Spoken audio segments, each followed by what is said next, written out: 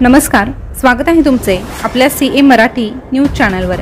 आज पुन्हा एकदा एक नवीन माहिती घेऊन तुमच्यासाठी सज्ज झालो आहोत। नाशिकच्या कल्याणीला मृत्यूने झोपेतच गाठलं, पण नेमकं तिच्यासोबत काय घडलं होतं हे सविस्तररित्या जाणून घ्यायचं असेल तर सगळ्यात अगोदर आपल्या सीए मराठी न्यूज चॅनलला सबस्क्राइब करून शेजारचं बेल बटन प्रेस करून ठेवा, जेणेकरून इथून पुढे आलेले सगळे नवीन अपडेट तुमच्यापर्यंत लवकरात लवकर पोहोचतील। नाशिकमधून एक मन हेलावून टाकणारी घटना समोर आली आहे। यामध्ये अवघ्या 28 वर्षाच्या तरुणीचा झोपेतच हृदयविकाराच्या झटक्याने मृत्यू झाल्याची घटना घडली आहे।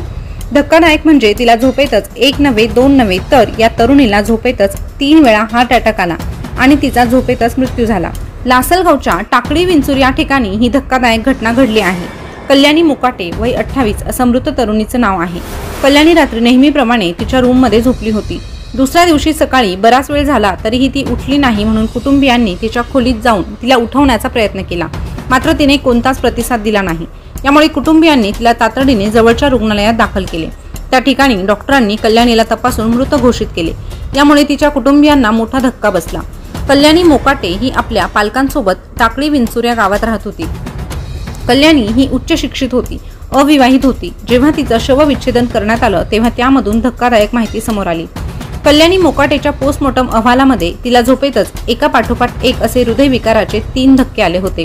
हृदयविकाराचा धक्का बसल्यामुळे तिचा मृत्यू झाला असल्याचे समोर आले आहे। हे समजता तिच्या कुटुंबियांच्या पायाखालची जमीन सरकली आणि या घटनेमुळे संपूर्ण गावात हळहळ देखील व्यक्त करण्यात आली। या प्रकरणी पोलिसांनी आकस्मिक मृत्यूची नोंद दाखल केलेली आहे। या धक्कादायक घटनेबाबत तुम्हाला काय वाटतं हे कमेंटद्वारे नक्कीच कळवा आणि आपलं सीए मराठी न्यूज चॅनल पाहत रहा। धन्यवाद।